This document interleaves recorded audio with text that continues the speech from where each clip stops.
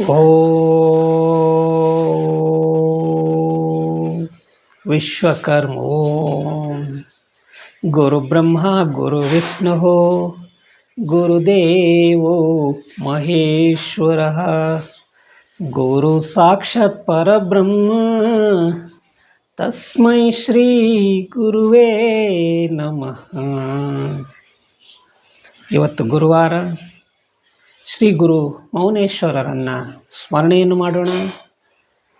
ಎಲ್ಲರಿಗೂ ಆ ಭಗವಂತನು ಒಳ್ಳೆಯದನ್ನು ಮಾಡಲಿ. ಮೊದಲಿಗೆ ಮೌನೇಶ್ವರರನ್ನು ಸ್ಮರಣೆಯನ್ನು ಮಾಡೋಣ. ತಿಂತಿಣಿ ವಾಸಾಯ ವರವಿನಾಥಾಯ ಕೃಷ್ಣ ನದಿ ತೀರ ವಿಹಾರಿಣಿ ಸರ್ವಧರ್ಮ ಸ್ವರೂಪಾಯ ನಮೋ ನಮೋ ಮೌನೇಶ್ವರಾಯ. ಎಲ್ಲರಿಗೂ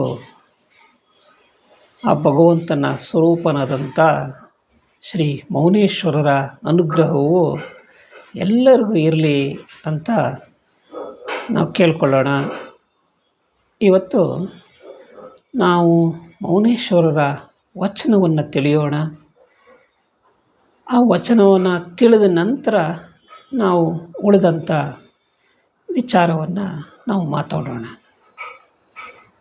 ನಮ್ಮ ನುಡಿ ಎಂದರೆ ನಾಲಿಗೆ ಹೋದಿತು, ಚೆನ್ನಯ್ಯನವರ ಪ್ರಸಾದವೇ ಗತಿಯೆಂದು ಭಿನ್ನೈಸಿ ಹೇಳಿದ ವಚನವು ಓಂಕಾರದ ಕಣ್ಣು ಮೂರುಳ್ಳವರು ಕೇಳಿ ಬಸವಣ್ಣ. ಇದು ಮೌನೇಶ್ವರರ ವಚನ. ಈ ವಚನ ಏನು ಹೇಳುತ್ತೆ ಅಂದರೆ,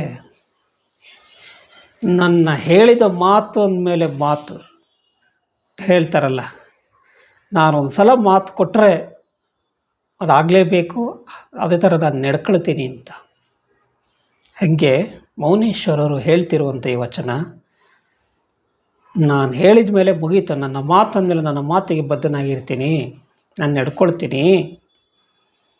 ನಾನು ಚೆನ್ನಯ್ಯನವರ ಜೀವನ ಚರಿತ್ರೆಯನ್ನು, ಅವರ ವಚನಗಳನ್ನು ಪ್ರಭಾವಿತನಾಗಿರುವಂಥವನು ನಾನು.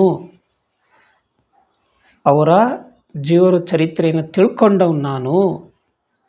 ಅವ್ರ ಬಗ್ಗೆ ನನಗೆ ಅಪಾರವಾದ ಅಭಿಮಾನ ಇದೆ, ಗೌರವವಿದೆ. ನನಗೆ ನೀವು ಯಾರೋ ಬುದ್ಧಿ ಹೇಳೋ ಅವಶ್ಯಕತೆ ಇಲ್ಲ, ಸರಿಯಾಗಿ ಕೇಳಿ ಅಂತ ಅವರನ್ನು ಯಾರೋ ಒಬ್ಬರು ಯಾರಾದರೂ ಮೌನೇಶ್ವರನ ನಿಂದಿಸೋಂಥವ್ರಿಗೆ ಅಥವಾ ಅವ್ರ ಬಗ್ಗೆ ಕೇವಲವಾಗಿ ಮಾತಾಡೋಂಥವ್ರಿಗೆ ಹೇಳ್ತಿರುವಂಥ ಮಾತು ಇದು. ಕೊನೆಗೆ ಅವರು ಒಂದು ಅಂಕಿತನಾಮ ಬಳಸ್ತಾರೆ, ಬಸವಣ್ಣ ಅಂತ. ಅಂದರೆ ನೀವು ಒಂದೇ ಸಾಲಿನಲ್ಲಿ ಹೇಳಬೇಕಂದ್ರೆ, ಈ ವಚನದಲ್ಲಿ ಮಾನವತಾವಾದದ ಪಾಠವನ್ನು ಹೇಳಿದ್ದಾರೆ. ಹಾಗಾದರೆ ಇಲ್ಲಿ ಬರುವಂಥ ಚೆನ್ನಯ್ಯ ಅಂದರೆ ಯಾರು ಅಂತ ತಿಳ್ಕೊಬೇಕಾಗತ್ತೆ. ಚೆನ್ನಯ್ಯನವರು ಇದ್ದಿದ್ದು 11ನೇ ಶತಮಾನದ ಮಧ್ಯಭಾಗದಲ್ಲಿ, 11ರಿಂದ 12ನೇ ಶತಮಾನದ ಈ ಮಧ್ಯಭಾಗದಲ್ಲಿ. ಅವರು ಒಬ್ಬ ವಚನಕಾರ, ಅಂದರೆ ಕಲ್ಯಾಣದ ಸಾಮಾಜಿಕ ಕ್ರಾಂತಿ ಕಾಲದಲ್ಲಿ ಇದ್ದಂಥವರು. ಮೌನೇಶ್ವರ ಇದ್ದಿದ್ದು 16ನೇ ಶತಮಾನದಲ್ಲಿ, ಅಂದರೆ ಸುಮಾರು 400 ವರ್ಷಗಳ ಅಂತರ ಇದೆ.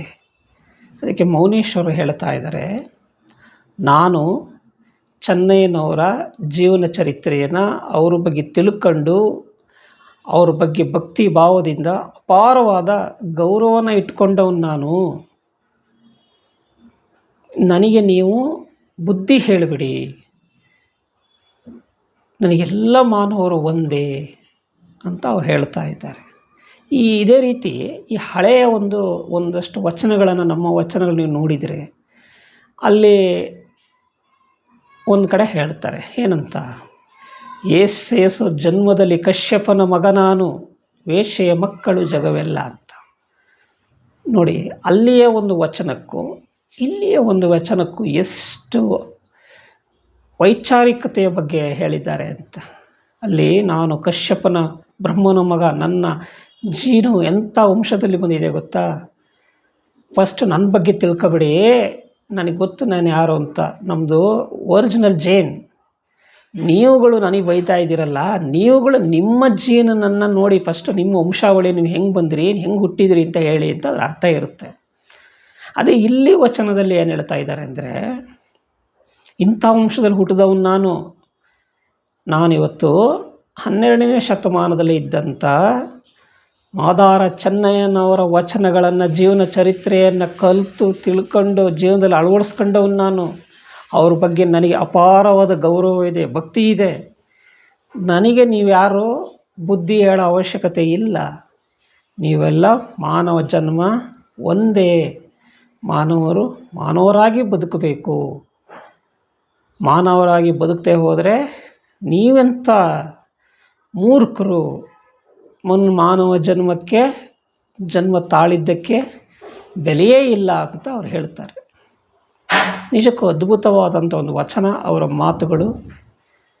ಅದಕ್ಕೆ ಏನು ಇವತ್ತು ಕರ್ನಾಟಕದಲ್ಲಿ ಸುರಪುರ ತಾಲೂಕಿನ, ಯಾದಗಿರಿ ಜಿಲ್ಲೆ ಸುರಪುರ ತಾಲೂಕಿನಲ್ಲಿ ಬರುವಂಥ ಕೃಷ್ಣಾ ನದಿ ಪಕ್ಕದಲ್ಲಿ ಇರುವಂಥ ಮೌನೇಶ್ವರ ಜಾತ್ರೆ, ವರ್ಷಕ್ಕೊಮ್ಮೆ ನಡೆಯುವಂಥ ಮೌನೇಶ್ವರ ಜಾತ್ರೆಯಲ್ಲಿ 1,00,000 ಜನ ಸೇರ್ತಾರೆ. 1,00,000 ಜನ ಅವರ ಜಾತ್ರೆಯಲ್ಲಿ ಸೇರ್ತಾರೆ ಅಂದರೆ ಅಲ್ಲಿ ಸಮಾನತೆ, ಭೇದ ಭಾವ, ಎಲ್ಲರೂ ಮಾನವ ಕುಲ ಒಂದೇ ಅಂತ ಹೇಳಿದ್ದಕ್ಕೆ ಮೌನೇಶ್ವರರ ಬಗ್ಗೆ ಅಪಾರವಾದ ಗೌರವ ಇಟ್ಕೊಂಡು ಭಕ್ತರು ಇರೋದರಿಂದ 1,00,000 ಜನ ಸೇರ್ತಾರೆ. ಇವರ ಒಂದು ಸರ್ವಧರ್ಮ ಸರ್ವ ಪ್ರೀತಿಗೆ ನಿಜಕ್ಕೂ ಬೆಲೆ ಕಟ್ಟಲಾಗದು. ಇಂಥ ಮೌನೇಶ್ವರರ ಅವತ್ತು ಅದೇ ಈ ತಿಂತಣಿಯಲ್ಲಿ ವರ್ಷಕ್ಕೊಂದ್ಸಲ ಜಾತ್ರೆ ನಡೆಯುತ್ತಲ್ಲ, ಅದನ್ನು ಆ ಜಿಲ್ಲೆಯ ಜಿಲ್ಲಾಧಿಕಾರಿಗಳೇ ಬಂದು ಸರ್ಕಾರದ ಮಟ್ಟದಲ್ಲೇ ಜಾತ್ರೆ ನಡೆಯುತ್ತೆ.